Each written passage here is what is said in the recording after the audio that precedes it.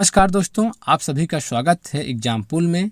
दोस्तों आज है 13 मई और 13 मई second shift MP TET second shift का पेपर सफलतापूर्वक संपन्न हो चुका है। तो आइए देखते हैं उसमें किस प्रकार के प्रश्न पूछे गए हैं।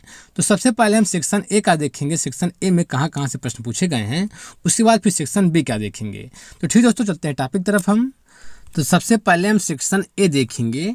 सेक्शन ए में किस प्रकार से प्रश्न पूछे गए हैं। तो पहला क्वेश्चन है, रामधारी सिंह दिनकर किस रस के कवि माने जाते हैं। तो रामधारी सिंह दिनकर जो हैं ये वीर रस के कवि माने जाते हैं। इसका आंसर यही है। अगला क्वेश्चन देखिए, निर्मल का विलोम शब्द क्या है। निर्मल का विलोम शब्द क्या है। तो इसका जो सही आंसर होगा वो क्या होगा, मलिन होगा। अगला क्वेश्चन देखिए, अर्धस्वर किसे कहते हैं। तो अर्धस्वर किसे कहते हैं, या वा को अर्धस्वर कहते हैं। यही इसका सही आंसर है। और देखिए सन से पूछा गया है, मनोबल में कौन सी संधि है। तो मनोबल में कौन सी संधि, इसका जो सही आंसर होगा विसर्ग संधि है। और इसका जब संधि विच्छेद करेंगे मनोबल का तो मनः धन बल होगा। अगला क्वेश्चन देखिए, समास से पूछा गया है, आप बीती शब्द में कौन सा समास है। तो आप बीती शब्द में कौन समास है। तो आप बीती में तत्पुरुष समास है। आप पर बीती, तो आप बीती में तत्पुरुष समास है। इसका यही सही आंसर है। और देखिए जो इंग्लिश से पूछा गया है, fill in the blank correct preposition. तो प्रीपोजिशन से क्वेश्चन आया है, he will inform me about the matter. तो इसमें क्या भरा जाएगा, टू भरा जाएगा। He will inform to me about the matter. ये Akshay is open minded man. तो यहाँ पे क्या भरा जाएगा, एन ओपन माइंडेड मैन भरा जाएगा।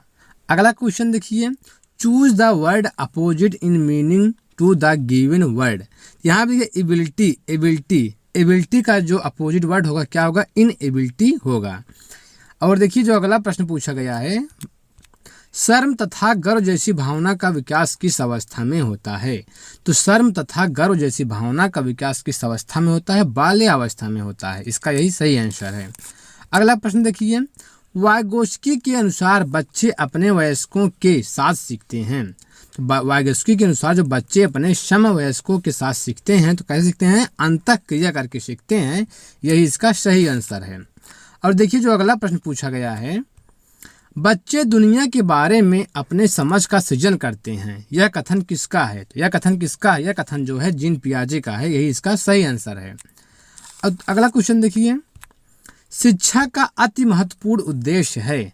तो शिक्षा का जो अति महत्वपूर्ण उद्देश्य है, इसका सही उत्तर क्या होगा। इसका जो सही उत्तर होगा बच्चे का सर्वांगीण विकास करना, यह शिक्षा का उद्देश्य है। अगला प्रश्न देखिए, इंदिरा गांधी को भारत रत्न से कब सम्मानित किया गया था। तो इंदिरा गांधी को भारत रत्न से 1971 में सम्मानित किया गया था। और भारत रत्न पाने वाली प्रथम महिला कौन थी। तो भारत रत्न पाने वाली प्रथम महिला श्रीमती इंदिरा गांधी थी। 1971 में दिया गया था। और भारत में भारत रत्न देने की शुरुआत कब हुई थी, 1954 में हुई थी। 1954 में भारत में भारत रत्न देने की शुरुआत हुई थी। अगला क्वेश्चन देखिए, नागरिकता का वर्णन किस भाग में किया गया है। तो नागरिकता का जो वर्णन है भाग 2 में किया गया है। अनुच्छेद 5 से लेकर 11 तक इसका वर्णन है। और देखिए जो अगला प्रश्न पूछा गया है, खजुराहो के मंदिर को बनाने वाले कौन से परिवार के राजा थे। तो इसका सही आंसर क्या होगा, इसका सही आंसर चंदेल वंश के राजा थे, खजुराहो के मंदिर को बनाने वाले। और देखिए अगला जो प्रश्न है, विश्वविद्यालय आयोग का गठन किसके शासनकाल में हुआ था। तो विश्वविद्यालय आयोग का गठन किसके शासनकाल में हुआ था। इसका जो सही आंसर है लॉर्ड कर्जन के शासनकाल में हुआ था। अगला क्वेश्चन देखिए, नर्मदा घाटी कहाँ गिरती है। तो नर्मदा जो घाटी है कहाँ गिरती है, खंभात की खाड़ी में गिरती है नर्मदा घाटी। इसका यही सही आंसर है। और देखिए जो अगला प्रश्न है, कारगिल विजय दिवस कब मनाया जाता है। तो कारगिल जो विजय दिवस है 26 जुलाई को कारगिल विजय दिवस मनाया जाता है।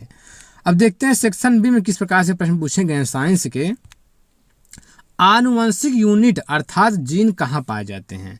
तो जीन कहाँ पाए जाते हैं, जीन जो है गुणसूत्रों में पाए जाते हैं। यही इसका सही उत्तर है। अगला क्वेश्चन देखिए, पारतंत्र में ऊर्जा का प्राथमिक स्रोत क्या है। तो पारतंत्र में जो ऊर्जा का प्राथमिक स्रोत होता है क्या होता है, सूर्य का प्रकाश होता है। यही इसका सही उत्तर है। दोस्तों वीडियो को लाइक कर दीजिए, सब्सक्राइब कर दीजिए। और देखिए जो अगला प्रश्न पूछा गया है, कोणीय विस्थापन का मात्रक है। तो कोणीय विस्थापन का मात्रक है, इसका सही उत्तर क्या होगा, सही उत्तर इसका होगा रेडियन है। अगला क्वेश्चन देखिए, सूखा रोग किस विटामिन की कमी से होता है? तो सूखा रोग जो होता है विटामिन डी की कमी से होता है, विटामिन डी की कमी से सूखा रोग होता है, यही इसका सही उत्तर है। अगला प्रश्न, सबसे अधिक विद्युत ऋणात्मकता वाला तत्व कौन सा है? तो सबसे अधिक जो विद्युत ऋणात्मकता वाला तत्व है कौन सा है? फ्लोरीन है। अगला क्वेश्चन, रक्त किस प्रकार का ऊतक है? तो रक्त किस प्रकार का ऊतक है? रक्त जो है संयोजी ऊतक है, यही इसका सही उत्तर है। अगला प्रश्न देखिए, पौधे जो नमक युक्त मिट्टी में उगते हैं उसको क्या कहते हैं? तो नमक युक्त मिट्टी में उगने वाले पौधों को क्या कहते हैं? हेलोफाइट कहते हैं, यही इसका सही उत्तर है।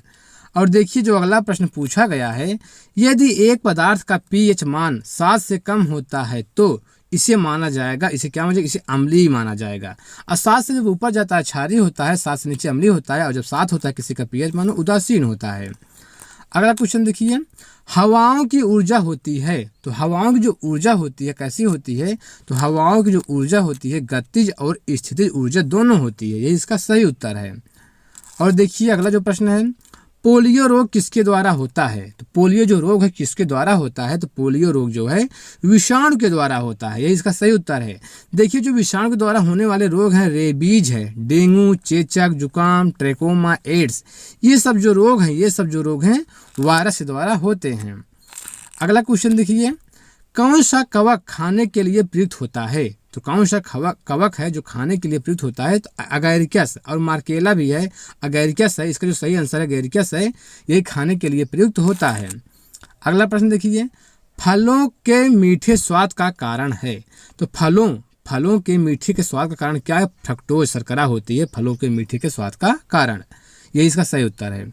अगला प्रश्न देखिए, किस रासायनिक बंध को आयनिक बंध की भी कहा जाता है? किस रासायनिक बंध को आयनिक बंध भी कहा जाता है? तो किस रासायनिक बंध को? विद्युत संयोजी बंध को आयनिक बंध भी कहा जाता है। अगला क्वेश्चन, मनुष्य की खोपड़ी में कितनी हड्डी होती है? तो मनुष्य की खोपड़ी में कुल 29 हड्डी होती है, इसका ऑप्शन यही सही है। तो ठीक दोस्तों, ऐसा हमारा वीडियो कंप्लीट हुआ।